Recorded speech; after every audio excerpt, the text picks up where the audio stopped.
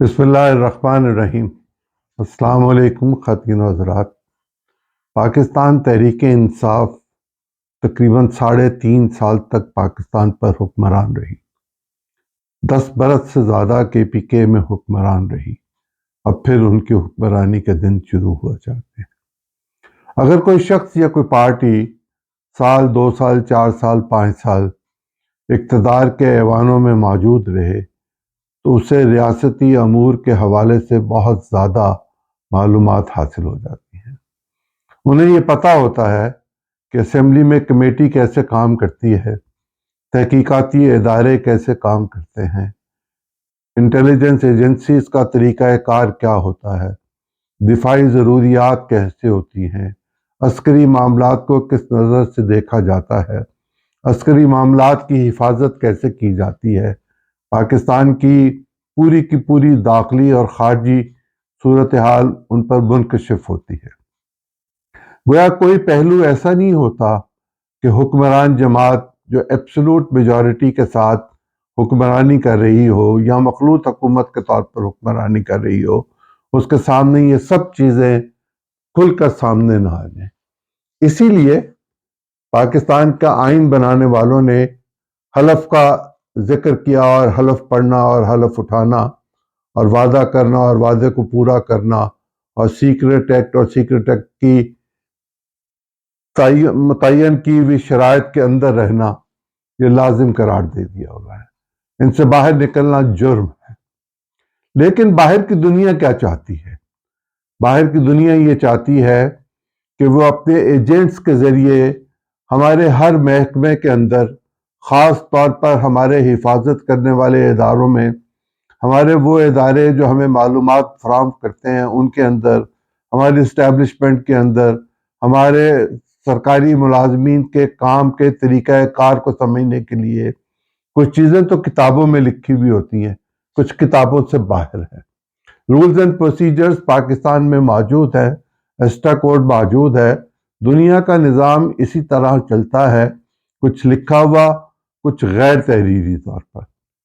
لیکن وہ معاملات جو آپ کے علم میں آ جائیں ان کو اخفا کرنا، ان کو کھول کے سامنے رکھنا، کسی کو دعوت دینا ڈائریکٹلی یا انڈائریکٹلی کہ آؤ آ کے میرے معاملات کو دیکھو، اس کا مطلب یہ ہوتا ہے کہ ہم ان کو وہ جگہ دے رہے ہیں کہ جس کے نتیجے میں وہ ہمیں زخم پہنچا سکیں، ہمیں نقصان پہنچا سکیں اور ہمارے لیے مشکلات پیدا کر سکیں۔ پاکستان میں بہت سارے معاملات ایسے ہیں جن پر ہم کبھی بات نہیں کرنا چاہتے، ہمیں کرنی بھی نہیں چاہیے۔ امریکہ کو یہ پتا تھا کہ ہم پاکستان کے لیے ایٹم بم بنا رہے ہیں، ہم نے اس کی سزا بھی کاٹی، 1-2 دفعہ نہیں 20 دفعہ کاٹی، ہر دفعہ کہیں نہ کہیں کوئی نہ کوئی پابندی لگتی تھی۔ لیکن کیا ایٹم بم بغیر پیسوں کے بن گیا تھا؟ کیا پاکستان کی دفاعی ضروریات بغیر پیسوں کے پوری ہو رہی ہیں؟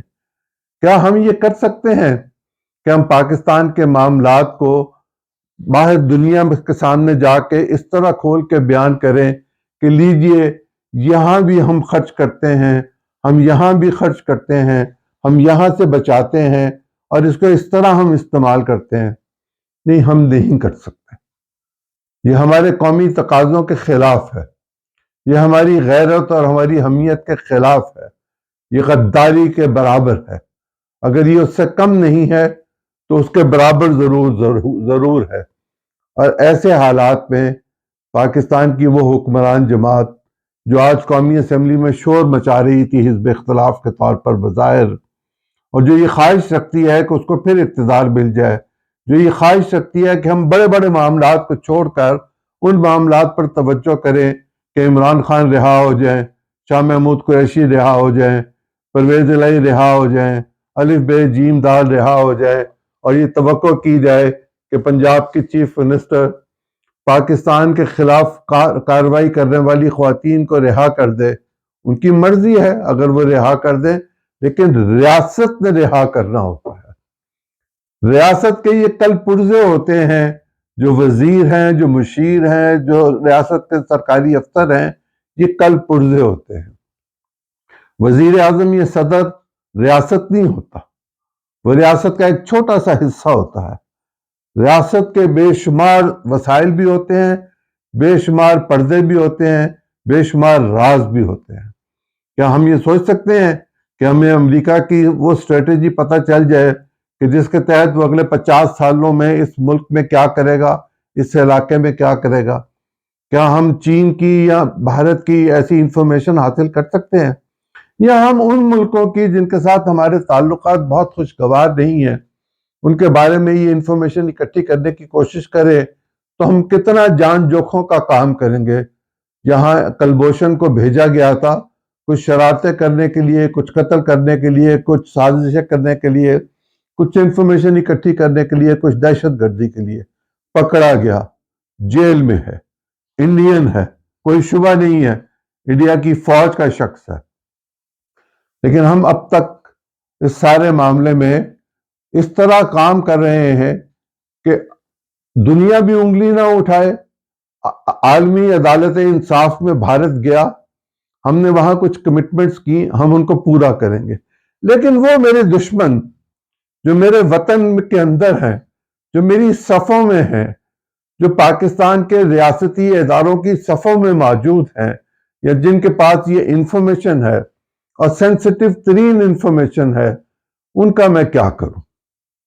ان میں سے کل ایک چیز اور منکشف ہو کر سامنے آئی، اور وہ تھی کہ آئی ایم ایف کو خط لکھا جائے۔ آئی ایم ایف ایک قرض دینے والا ادارہ ہے جو بگڑتی معیشت کو سنبھالا دینے کے لیے قرض دیتا ہے تاکہ چیزوں کو آگے لے کر چلا جا سکے، جس کی بنیاد پر دنیا کے دوسرے ادارے ہمیں پیسے دے دیتے ہیں، ہمیں قرض دے دیتے ہیں، کچھ آسان شرائط پر، کچھ مشکل شرائط پر، جیسی صورتحال ہو اس کے مطابق معاملات کو طے کیا جاتا ہے۔ کل جو پی ٹی آئی کی طرف سے خط لکھا گیا، افتف کی جا رہی ہے پوری دنیا میں اس پر، سب پاکستانی پریشان ہیں، سخت پریشان ہیں کہ یہ ہم نے کیا کیا، ہم ان کو کیا کہہ رہے ہیں۔ آپ ذرا غور کیجئے، ہم ان سے جو چیزیں مانگ رہے ہیں یا جس کا تقاضا کر رہے ہیں، ان میں ایک ہم ان سے کہہ رہے ہیں آڈٹ کرو۔ بظاہر ہم الیکشن کے آڈٹ کرنے کی بات کر رہے ہیں، لیکن ہم الیکشن کے اخراجات $180 ملین جو اس پر خرچ ہوئے ان کی بات بھی کر رہے ہیں۔ یو این ڈی پی بھی پیسے پاکستان کے الیکشن کی اصلاحات کے لیے دیتا ہے۔ دنیا کے مختلف ادارے بھی پاکستان میں صاف شفاف انتخابات کے لیے پیسے دیتے ہیں۔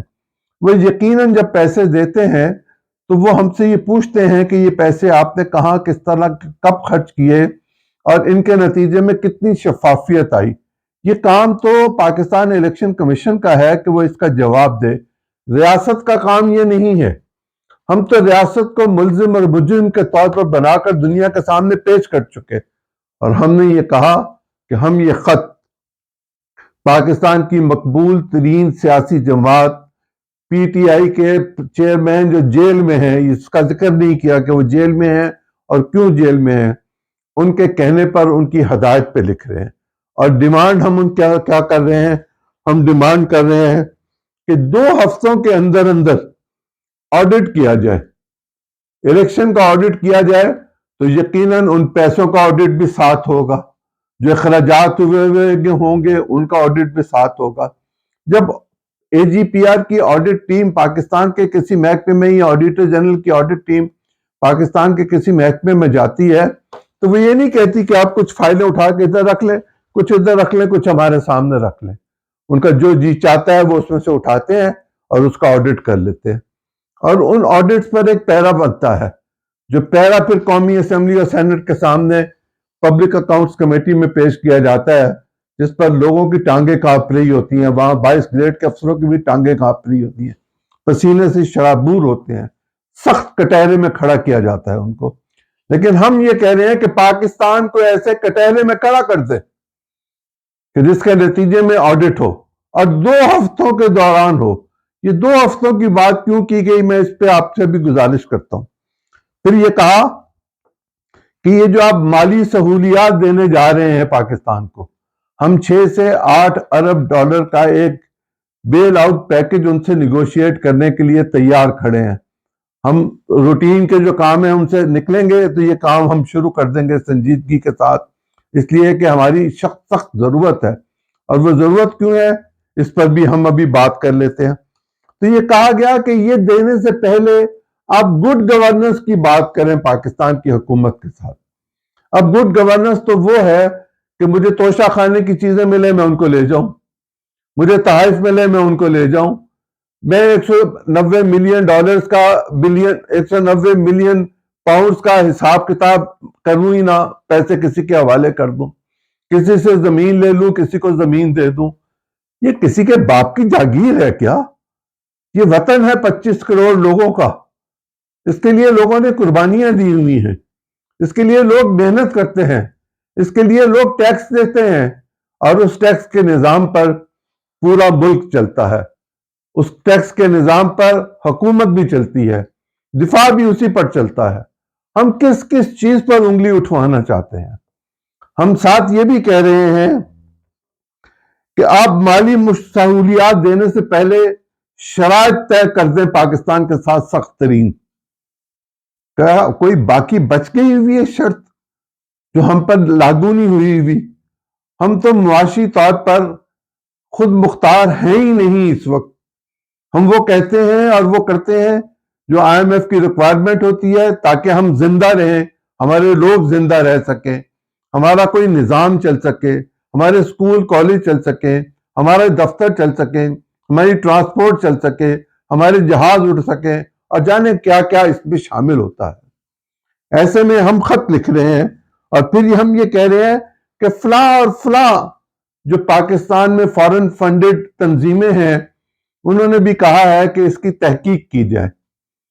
یہ تنظیمیں خود آڈٹ کے قابل ہیں، ان کو پیسے کہاں سے آتے ہیں، ان میں کتنی ہیرا پھیری ہوتی ہے، یہ کتنا کمپرومائز کرتے ہیں، یہ کن کے کہنے پر کام کرتے ہیں، ان کو کس نے پیدا کیا تھا، اس کو کیوں پیدا کیا تھا، یہ پتہ کرنا کوئی مشکل بات نہیں ہے۔ میں دونوں کا نام نہیں لینا چاہتا اس لیے کہ میں ان کی مشہوری نہیں چاہتا، میں یہ چاہتا ہوں کہ وہ جو کام کر رہے ہیں وہ کریں، اور ان پر کام کرنے والے وہ اپنا کام کریں۔ اس کے ساتھ ہی ساتھ یہ کہا گیا کہ عالمی ادارے بھی تحقیقات مانگ رہے ہیں، تو آپ تحقیق کریں۔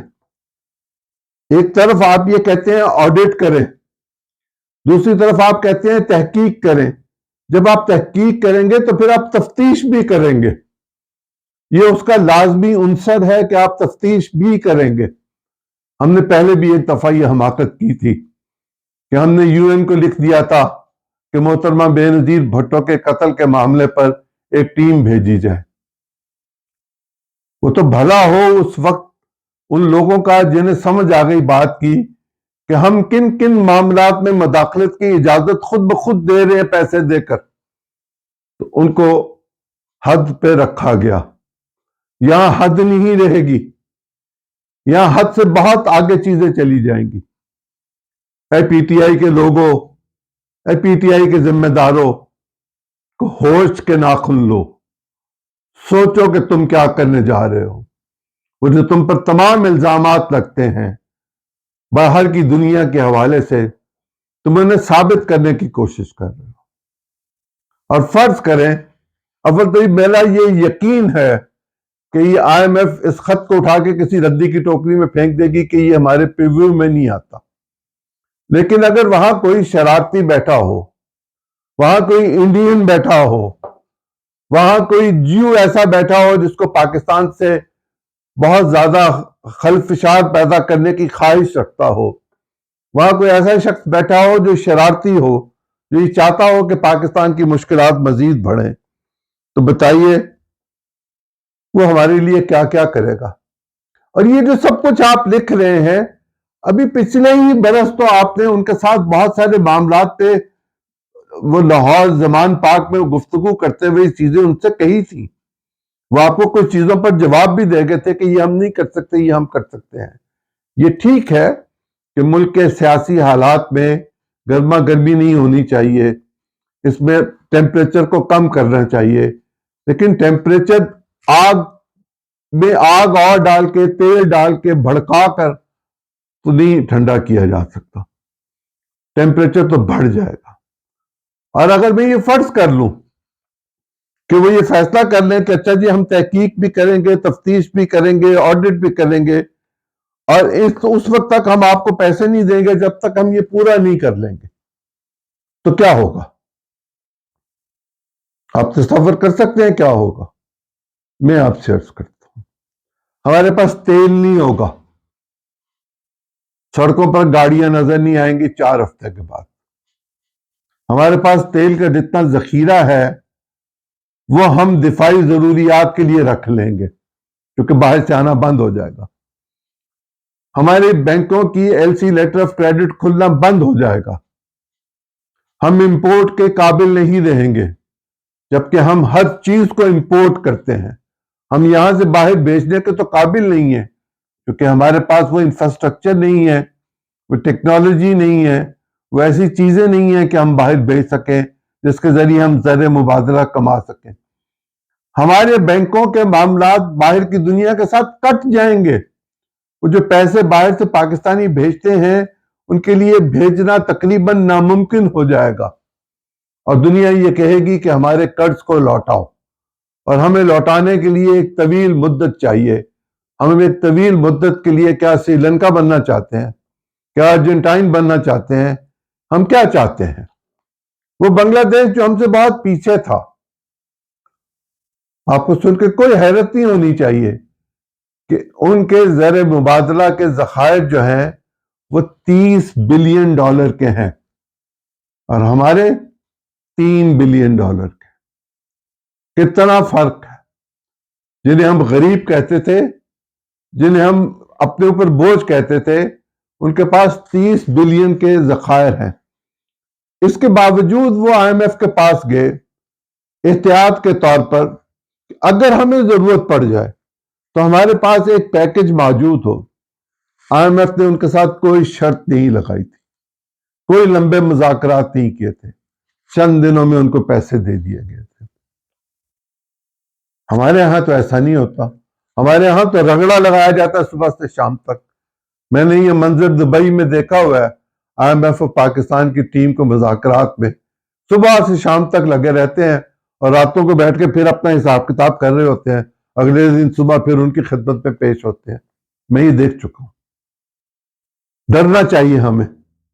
یہ ہماری اپنی خرابیاں, کمزوریاں, کوتاہیاں, غلطیاں اور جانے اس میں کیا کیا شامل ہے کہ جس کے نتیجے میں ہم اس صورتحال سے دو چار ہیں کہ ہمارے پاس پیسے ہی نہیں ہیں.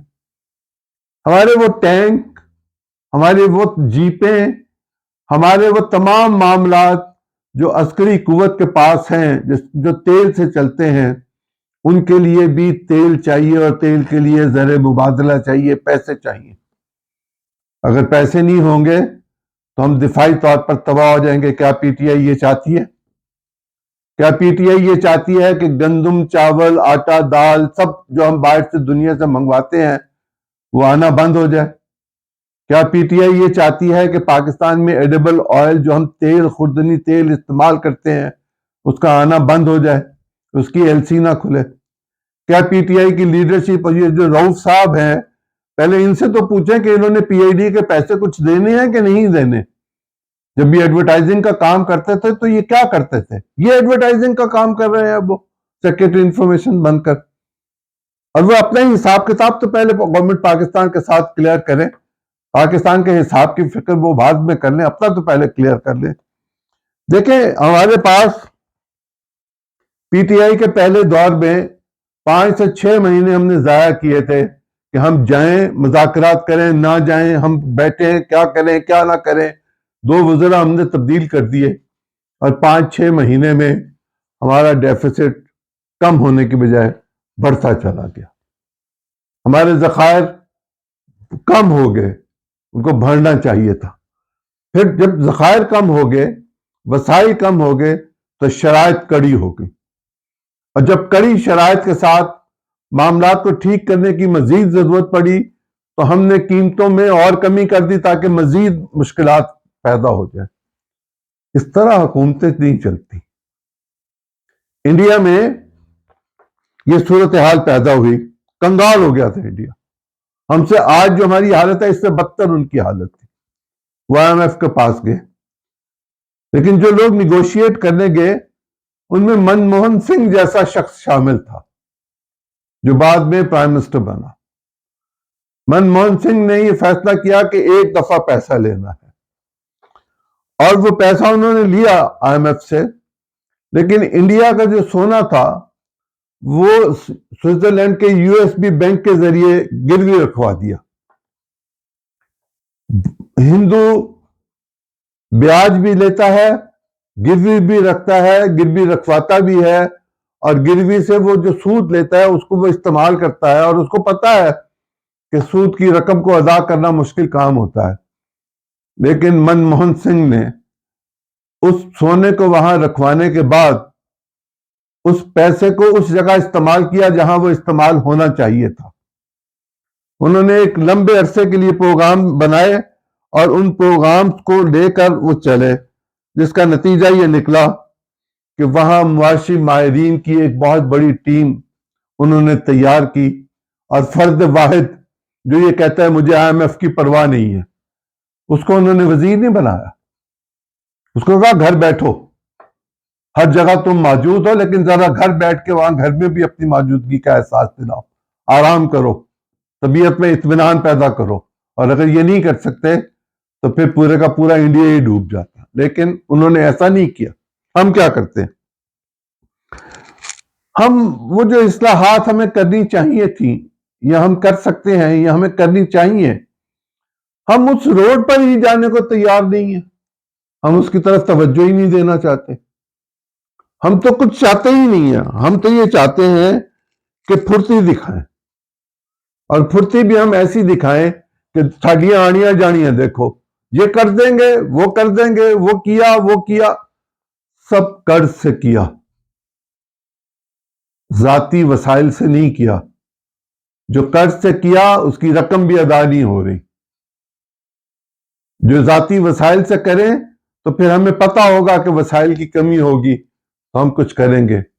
نہ ہم نے پانی کے ذخائر اکٹھا بنانے کی کوشش کی، نہ ہم نے بجلی کے نظام کو ٹھیک کرنے کی کوشش کی، نہ ہم نے اپنے کوئلے کو استعمال کرنے کی کوشش کی، نہ ہم نے ان علاقوں میں امن و امان قائم کیا جن علاقوں میں تیل اور گیس مل سکتی ہے اور ہمیں چاہیے کہ ہم وہاں امن قائم کریں اور سڑکیں بنائیں۔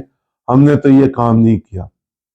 ہم نے تو انگوٹھے پہ انگوٹھا لگایا، جہاں ہمیں کہا گیا وہاں لگا دیا، شرائط کو پڑھے بغیر۔